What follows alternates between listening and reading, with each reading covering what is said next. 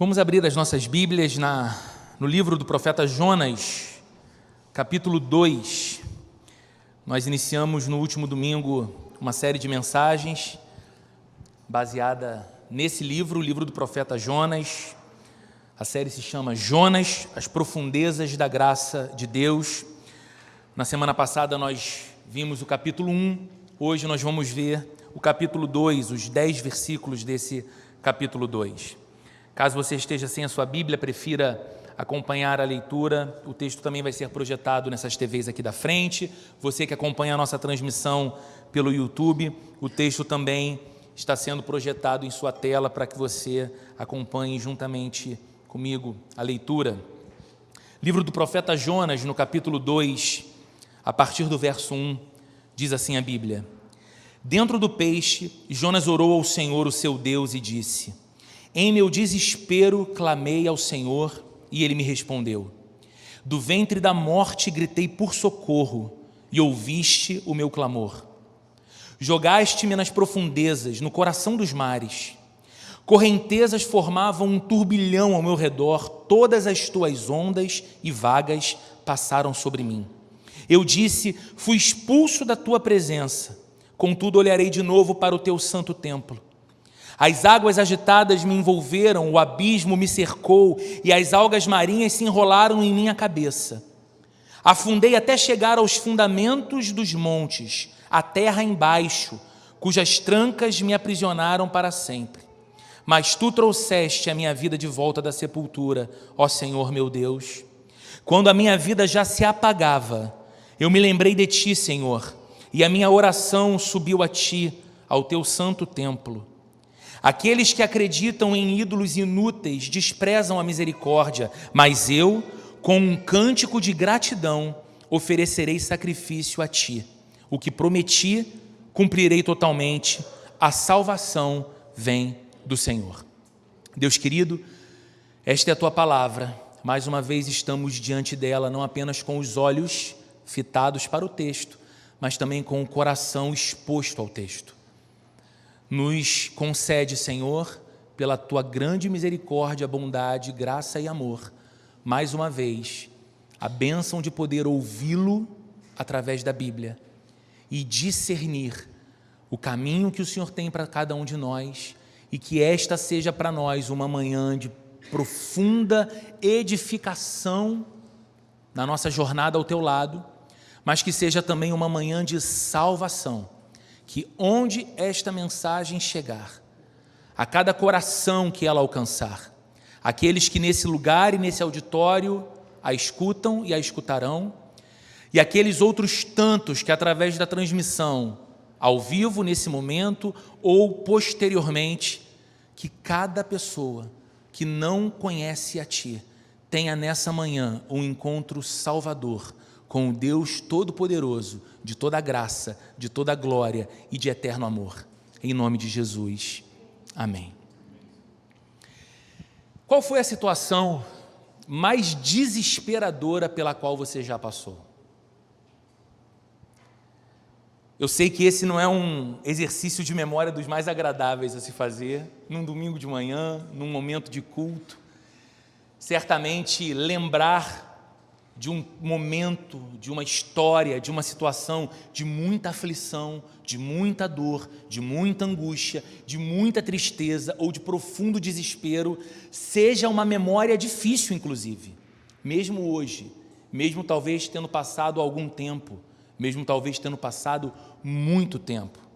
Mas, se você é um crente, já aconteceu de você orar assim, tomado pelo desespero? Algo completamente angustiante chegou até você, chegou ao seu coração, na sua história de vida.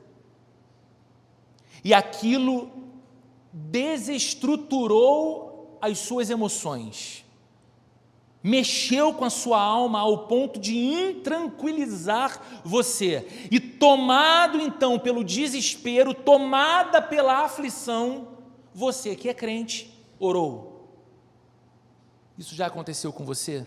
Caso a sua resposta seja sim, Eu imagino que essa sua oração, nessas circunstâncias tão singulares de aflição, de angústia e de desespero, tenha sido tudo menos uma oração serena. Sabe aquela oração que a gente faz e que é muito legítima, quando a gente tem uma percepção de que todos os fatores, ou quase todos os fatores que envolvem a nossa vida, estão caminhando de modo harmônico e tão bom e tão bem, que a gente ora a Deus e começa a oração até com aquele suspiro, sabe? Deus maravilhoso, eu exalto o seu nome, porque o Senhor é tão bom, porque o Senhor faz coisas tremendas, e a gente vai orando, e a nossa oração, ela é poética, mesmo sendo muito verdadeira e sincera, porque nós buscamos palavras elogiosas para Deus, nós fazemos um exercício sincero do coração para expressar a Deus a nossa gratidão, a nossa alegria. Mas quando a nossa alma está em agonia e em desespero, a gente não consegue fazer oração assim tão serena, porque é difícil manter a calma quando se sente agonia de alma. E muitas vezes a nossa oração nessas circunstâncias é grito. Muitas vezes a nossa oração nessas circunstâncias é aquilo que a Bíblia chama de clamor. Não tem uma estrutura, não tem uma liturgia.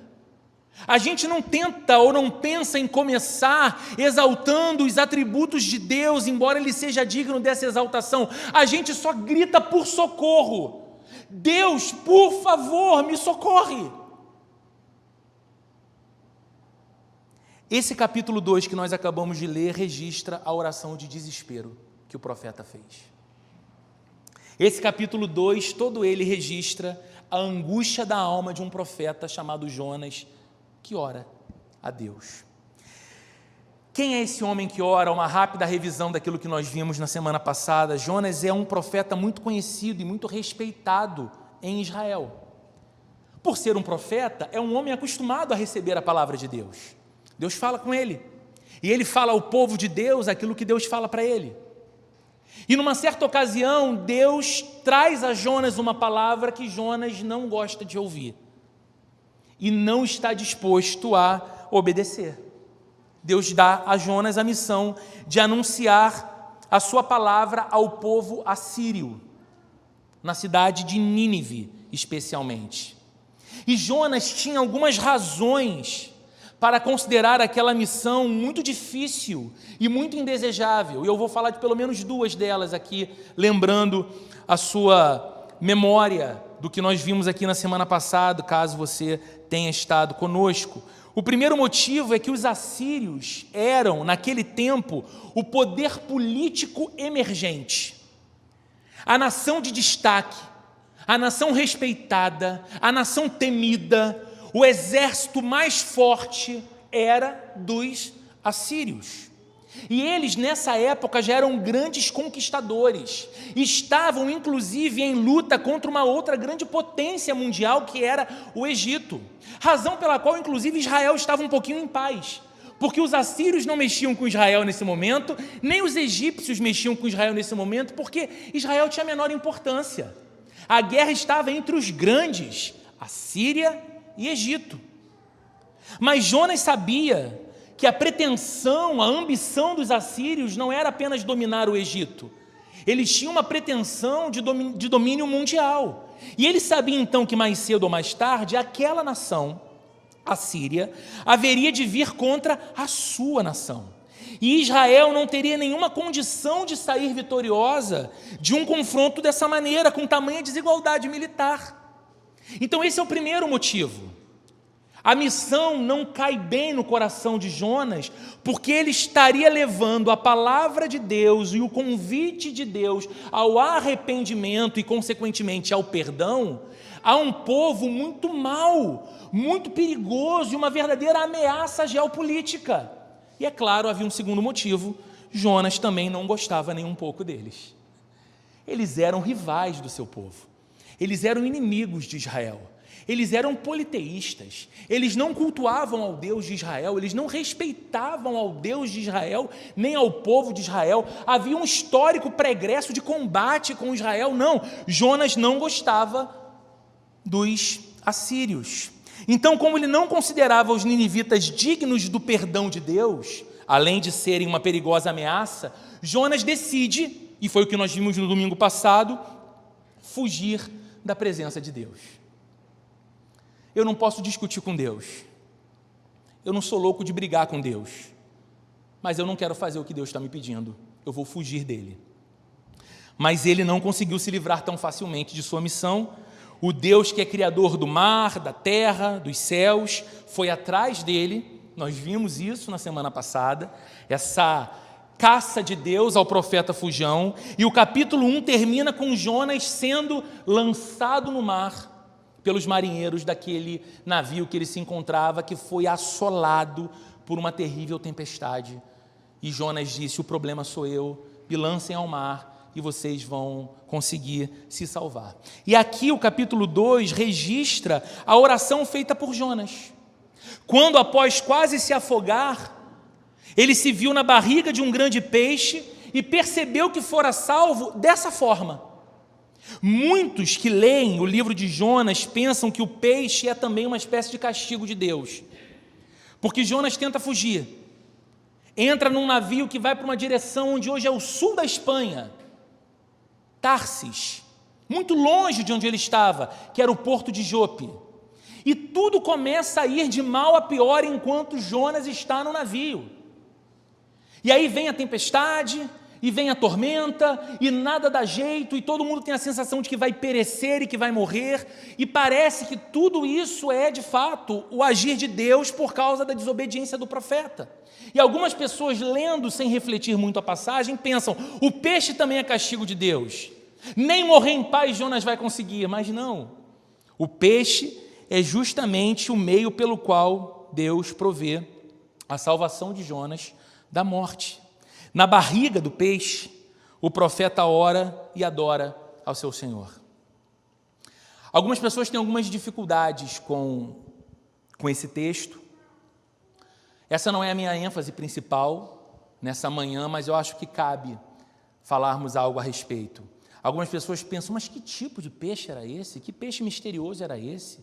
Ou que espécie de baleia poderia ser essa que um homem é engolido por ela e fica 3 dias no seu ventre, e depois, como nós vamos ver mais à frente, nas próximas semanas, esse animal vomita Jonas. Como isso acontece? Como isso é possível? Não será uma espécie... O livro de Jonas não seria uma espécie de parábola, uma história que contém um ensinamento, porém é irreal? Queridos, a grande questão, não apenas no livro de Jonas, é muito destacado no livro de Jonas, mas em toda a Bíblia, é exaltar o poder grandioso e sem medidas do Deus Criador. Não deveria causar espanto a nós o relato do texto dizer que um homem foi, por causa da provisão de Deus, salvo da morte, tendo sido engolido por um grande peixe, e passar 3 dias ali. Porque se você lê a história de Josué e a Bíblia diz que o sol parou, você precisa dizer: Deus é poderoso para fazer o sol que ele criou parar ou não. Se você lê o relato do Êxodo, em que o povo hebreu, fugindo do Egito, viu o mar vermelho se abrindo diante dos olhos, ao ponto de conseguir atravessar com pés enxutos, enquanto o exército de Faraó que vinha atrás, ao tentar a travessia, foi engolido pelo mar, você precisa crer que o Deus criador do mar tem o poder de fazer isso. Então, a grande questão nessa história não é apenas a estranha maneira como Deus operou a salvação para Jonas, mas quão grande é o poder do Deus Criador sobre todas as coisas que Ele fez. Ele é o Deus dos prodígios, Ele é o Deus dos milagres, Ele é o Deus dos impossíveis para a lógica humana, mas Ele é Senhor. E esse capítulo, ao relatar, aqui a sua oração, Jonas descreve os seus sentimentos. É aqui que a gente vê a agonia e a aflição que esse homem estava passando, mas Jonas também chega a uma importante conclusão a respeito da salvação. E nós vamos ver um pouquinho estas coisas. Esse capítulo é importante porque, mais uma vez, ele reforça a mensagem contida no livro todo de Jonas. Que mensagem é essa? Deus ouve o coração contrito. Deus vem em socorro daquele que o busca com sinceridade, independente do seu comportamento anterior. Deus ouve o coração que se quebranta, independentemente de como esse coração se portava diante de Deus anteriormente. Deus vem em socorro daquele que o busca com sinceridade, mesmo que essa busca tenha sido iniciada nesse exato momento. Essa é a mensagem contida no livro de Jonas, e aqui está a sincera contrição do profeta. Veja o que diz os versos 1 e 2. Dentro do peixe, Jonas orou ao Senhor, o seu Deus, e disse, olha as palavras, em meu desespero clamei ao Senhor, clamei a Iavé, e ele me respondeu. Do ventre da morte gritei por socorro, e ouviste o meu clamor. Palavras fortíssimas, desespero, clamor, grito, socorro. É a descrição do sentimento desse homem, da profunda agonia que ele passava. Note que Jonas não pede na oração que Deus o livre do peixe. Pelo contrário, ele agradece por ter sido salvo dessa forma, porque é dentro do peixe que ele ora. A oração foi feita quando ele provavelmente já tinha consciência de que havia sobrevivido. Depois de todo o desespero, ele estava consciente de que estava vivo. Agora, queridos, é interessante perceber uma coisa, e eu chamo sua atenção para isso. Antes de lançá-lo ao mar, a gente viu isso no domingo passado, o capitão do navio pede que Jonas invoque a Deus. Você lembra? Jonas está no porão dormindo. Todo mundo em desespero no navio. Joga a carga pesada fora, grito, desespero, agonia, cara molhada, roupa encharcada, ninguém sabendo o que fazer. O capitão convoca aquela reunião de oração, cada um busca o seu Deus, cada um faz uma oração ao Deus que acredita. Algum Deus há de responder para nós. E quando ele desce no porão, ele vê Jonas dormindo. Acorda Jonas e fala, rapaz, você está vendo a agonia que a gente está passando?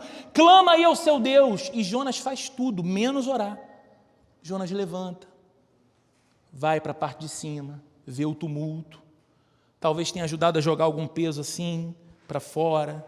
Olhava, não tinha experiência como marinheiro, vendo aquele grito todo, vendo aquela aflição, segura uma corda, puxa um balde, faz alguma coisa, nada dá certo. Chegam a uma ideia. Vamos fazer o seguinte, vamos tirar aqui uma sorte. Alguém aqui é culpado por isso tudo. Jonas não toma a palavra e fala, gente, desnecessário. O problema sou eu. A culpa é minha. Não, ele fica quietinho. Deixa o pessoal tirar a sorte ali. Como é que é o processo? A sorte cai sobre ele. Aí ele se manifesta. Mas ele não ora. Ele não fala, Senhor, eu sei que isso é em minha razão, salva essa gente. Pune apenas a mim, ou Deus, tem misericórdia de nós, entendi que não há como escapar de tuas mãos, nem de tua vontade, eis-me aqui, faça em minha vida segundo o seu querer. Não, ele não ora, ele diz o seguinte, me joguem no mar, o problema sou eu. Ou seja, quando o capitão do navio pede que Jonas fale com Deus e invoque a Deus, ele não faz. No entanto, no fundo do mar, no ventre do peixe, ele resolve orar. E, queridos, isso fala algo muito importante para a gente, sabia? Você não deve estranhar tanto quando Deus permite que a sua vida também chegue, de vez em quando, no fundo do mar. Você não deve estranhar tanto, porque isso pode acontecer a qualquer pessoa que não tenha a prática de invocar o nome do Senhor. Jonas não invocou o nome do Senhor. E Deus usa esses momentos em nossas vidas não como uma forma de punição. Deus usa esses momentos em nossas vidas como um ato de misericórdia. Um ato de misericórdia que, mediante as circunstâncias que nós estamos passando, há de nos levar à sua presença. Deus usa esses momentos.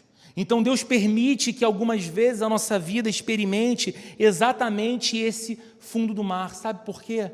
Quando as coisas caminham de outra forma, nós vamos ficando menos sensíveis a Deus.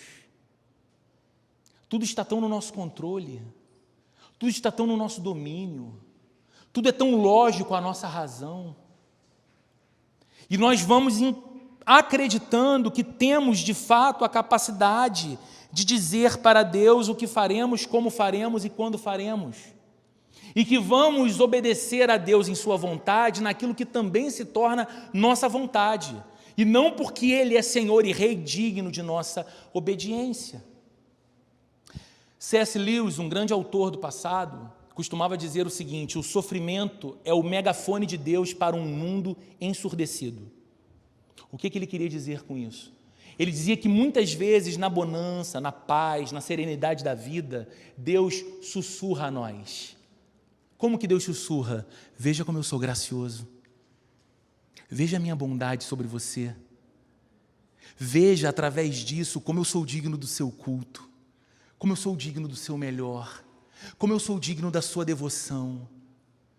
E aí C.S. Lewis dizia: mas sendo maus ouvintes, não escutamos a Deus.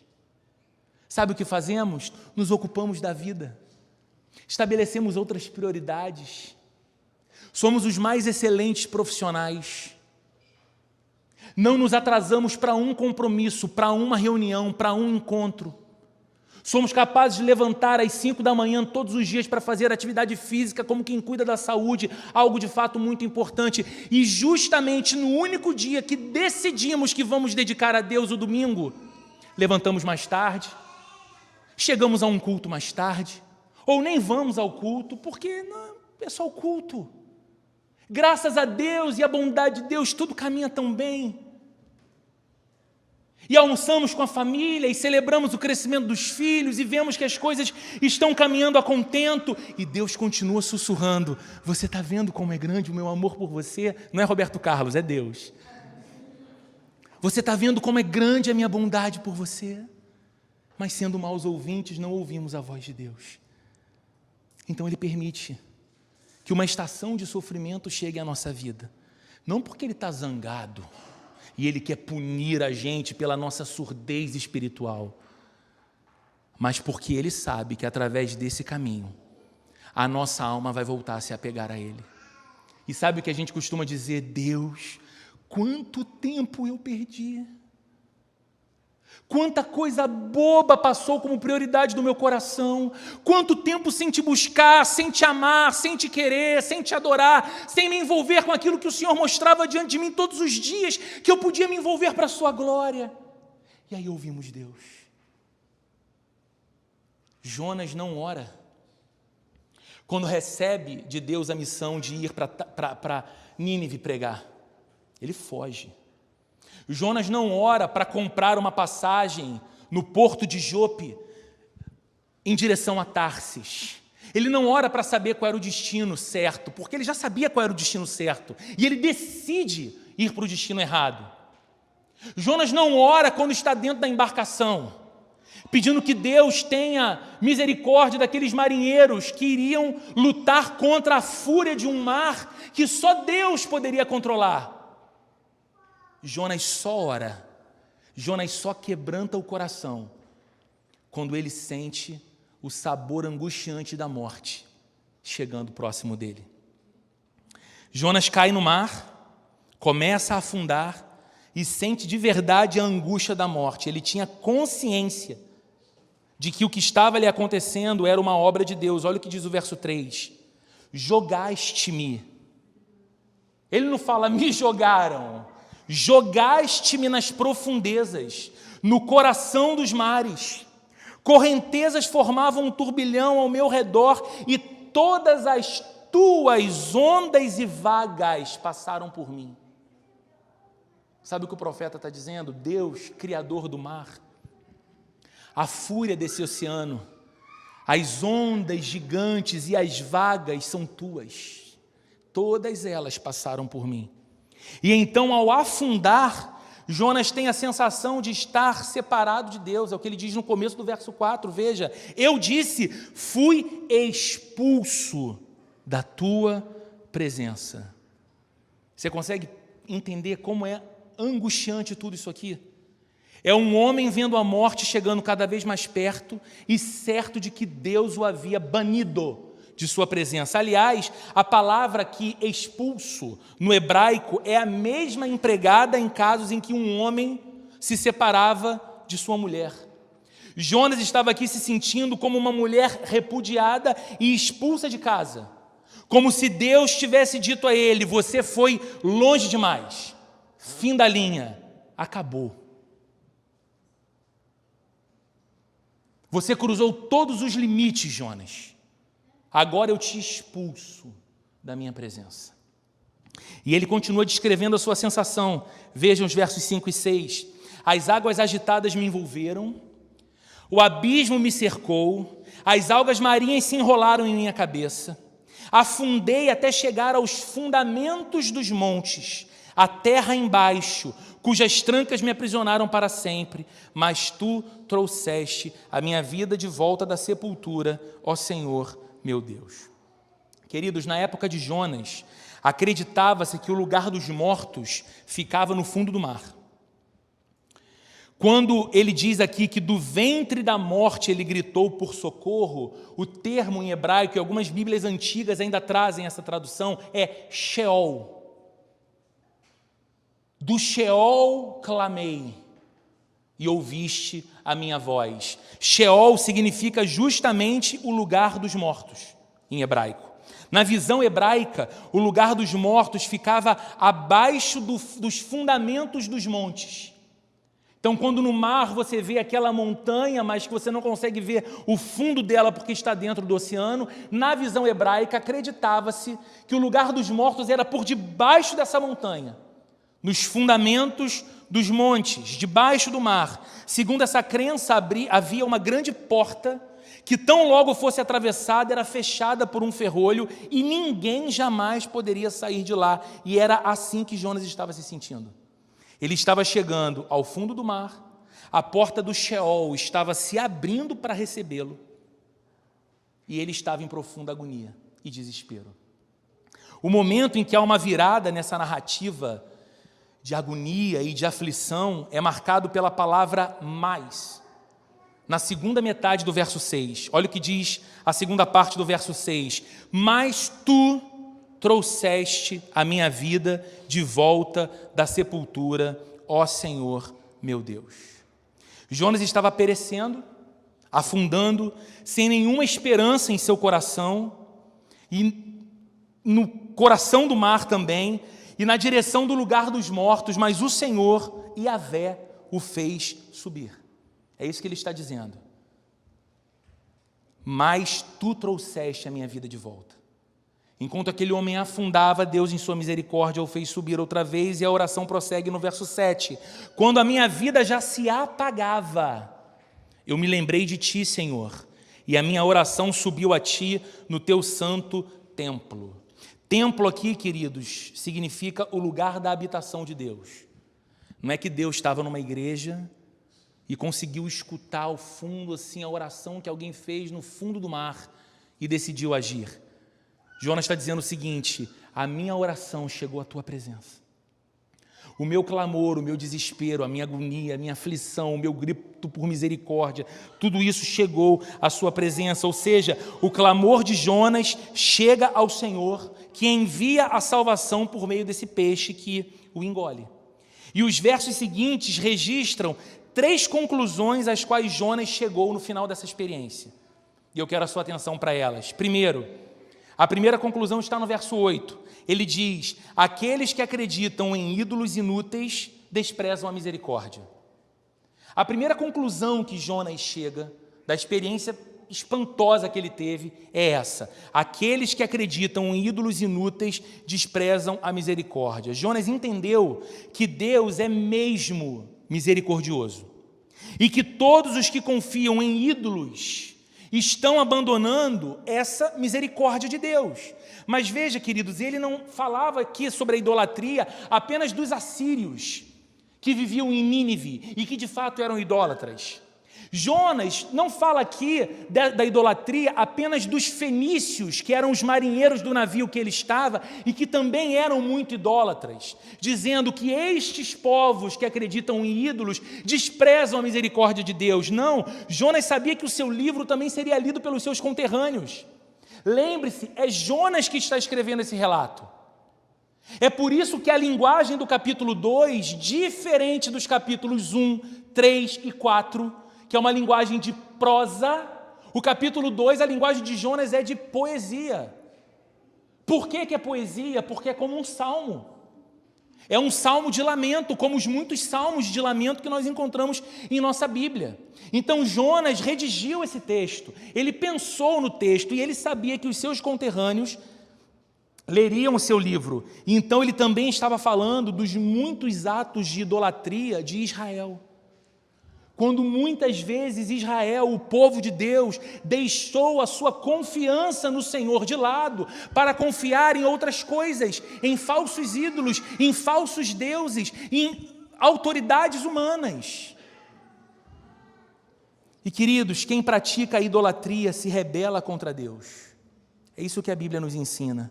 Porque deposita num ídolo a sua confiança, deposita num ídolo a sua esperança, deposita num ídolo a sua satisfação, e não no único Deus que de fato pode prover essas coisas: confiança, esperança e satisfação.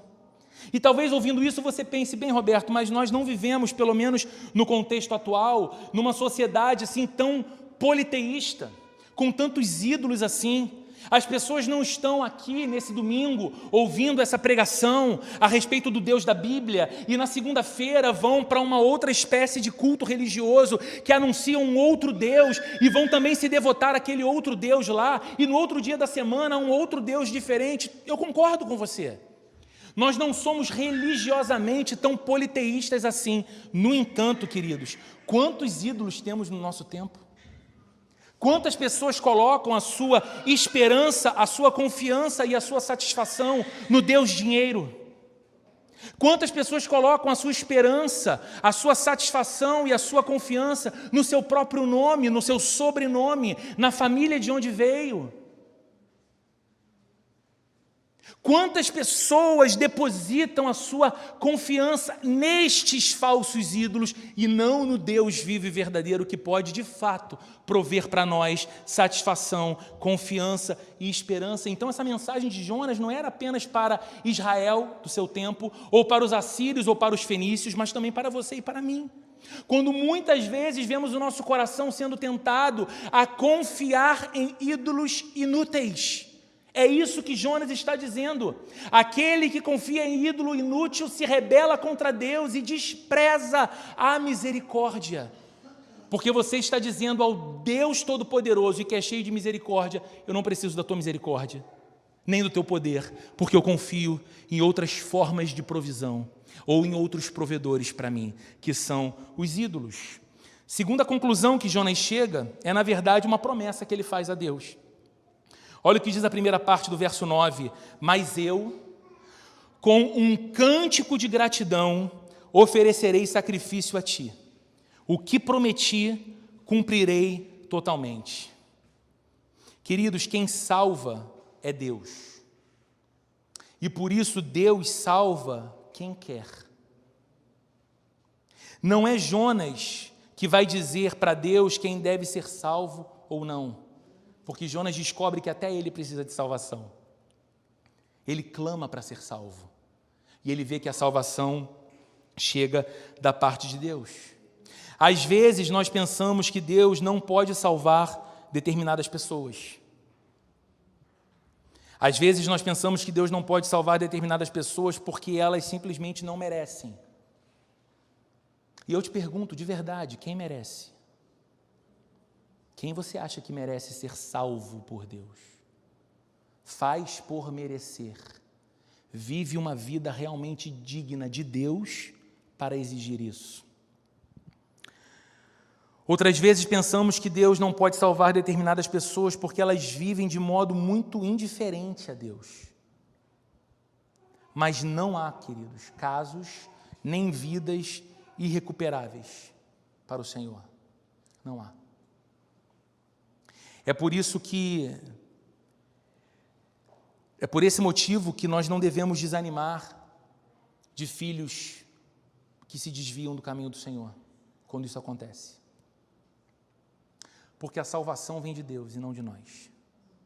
É por isso que nós não devemos desanimar dos amigos por quem nós temos tanto carinho, mas que não se convertem, mesmo com o nosso testemunho e com as nossas orações.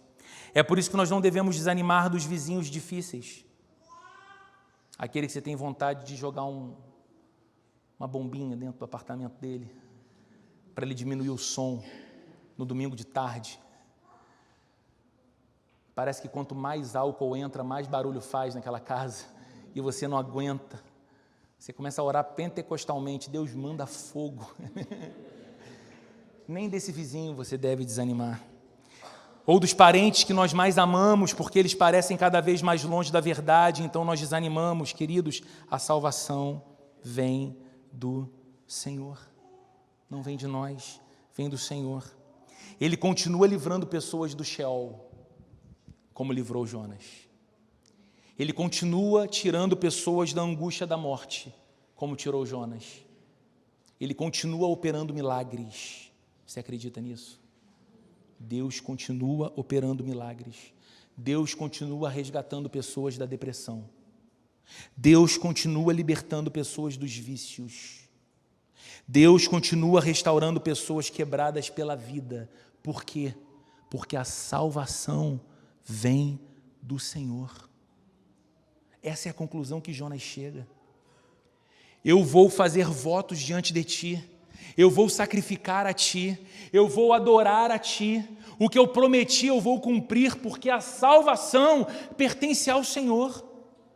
O Senhor é digno, e se o que o Senhor pede de mim é confiança, de que o Senhor está no controle, de que o Senhor tem o domínio da história, eu vou continuar confiando. Se o que o Senhor pede de mim é que eu continue testemunhando, apesar da dureza do coração daquele que me ouve, eu vou continuar testemunhando. Se o que o Senhor pede de mim é que eu continue orando por esse filho, por esse marido ou por essa esposa, mais 2, 3, 10, 15 anos, eu vou continuar fazendo, porque a salvação não virá de mim, nem dele, a salvação vem do Senhor. E eu vou continuar buscando ao Senhor. Queridos, conclusões e aplicações para a nossa vida. A salvação pertence a Deus, mas ela vem sobre aqueles que se voltam para Deus. Você vê isso na história de Jonas. Jonas clama e é salvo. Os contritos e quebrantados estão por todo o livro de Jonas. Os marinheiros, no capítulo 1, quebrantam o coração e oram a Deus. Têm temor de Deus, depois de tudo que eles testemunham. O próprio profeta, nesse capítulo 2, está aqui agora quebrantado diante de Deus. Como nós veremos nos próximos domingos, os ninivitas, os assírios da cidade de Nínive, também se quebrantam diante de Deus. Os contritos e os quebrantados estão por todo esse livro, e eu não sei por qual situação ou por qual dificuldade você está passando hoje. Mas se o Deus de Jonas é o seu Deus, eu quero que você lembre que Ele escuta o clamor do coração quebrantado e do coração arrependido. E Ele vem em socorro daqueles que o buscam. O que cabe a você fazer hoje? Você que espera pela salvação de Deus, você que espera pelo socorro de Deus, você que espera pelo resgate de Deus, você que espera pela solução de Deus, você que espera pela manifestação do poder de Deus sobre uma situação muito difícil do seu momento de vida, você precisa de um coração contrito e quebrantado e arrependido diante de Deus. Roberto, arrependido de quê? Arrependido da sua altivez de tocar a vida como se Deus não fosse necessário. Arrependido da arrogância de acreditar ter em você mesmo dignidade e méritos diante de um Deus que é absolutamente santo enquanto você não é. Arrependimento de receber cada fôlego que te mantém vivo do próprio Deus que é misericordioso com você, apesar dos muitos instantes de indiferença de você para Deus. Se arrepender de achar que a sua vida é um direito adquirido e não uma dádiva recebida. E se arrepender de pecar contra o amor. Pecar contra o Deus que prova o seu amor por você, cuidando misericordiosamente de você todos os dias.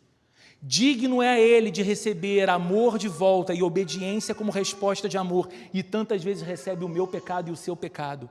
Então o que nós precisamos? De um coração que se quebranta diante desse Deus vivo e verdadeiro, e que se arrepende diante dele. Queridos, se nós clamarmos como Jonas clamou, com o coração quebrantado e contrito, o Senhor vai atender ao clamor do nosso coração. Ele vai atender. Nós temos vivido um tempo, queridos, muito perigoso, em que nós nos esquecemos da eternidade. Chegou a hora de você e eu trazermos o eterno de volta para a nossa rotina. Chegou a hora de você e eu trazermos aquilo que transcende de volta para a nossa rotina. Chegou a hora de você e eu colocarmos essa necessária ação de invocar o nome do Senhor na nossa rotina.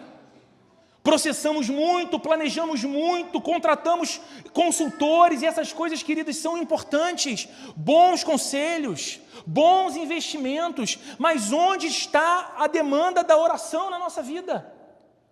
Quando invocamos o nome do Senhor, quando falamos, Deus, tudo isso aqui é o que eu penso, tudo isso aqui é o que eu idealizo, tudo isso aqui é o que eu acho correto, mas Deus, eu invoco o seu nome, porque sem ti eu posso estar completamente equivocado.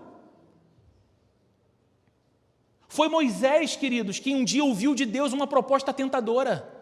Deus disse para ele o seguinte: Moisés, eu vou enviar anjos dos céus para que conduza o meu povo que está saindo do Egito na direção de Canaã, para que nenhum inimigo no caminho resista a vocês, para que esses anjos abram o caminho, para que esses anjos deem todas as vitórias que o povo precisa, e o povo vai chegar em Canaã, porque eu sou Deus fiel à promessa que fiz. No entanto, Moisés, a minha presença não vai no meio do povo, porque esse povo tem um coração duro demais para mim, e porque eu amo esse povo, para que eu não consuma eles no caminho, eu não vou.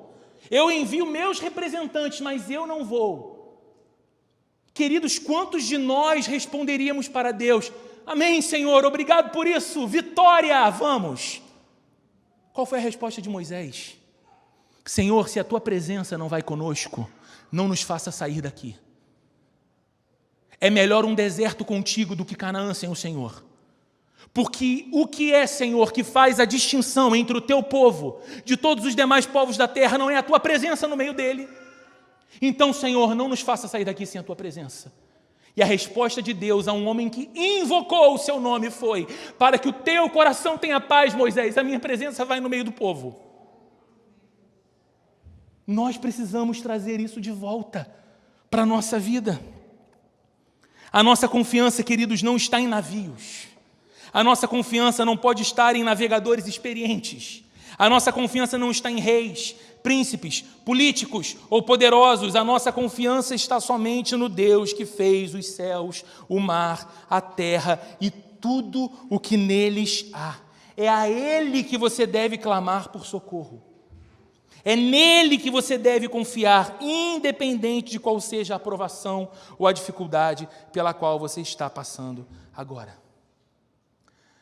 O Deus da Bíblia, o Deus a respeito de quem eu prego nessa manhã, é o mesmo que séculos depois de Jonas ter sido resgatado das profundezas do mar por um peixe, tirou também seu filho Jesus do ventre da terra, dando-lhe vida e exaltando-o como o nosso Salvador.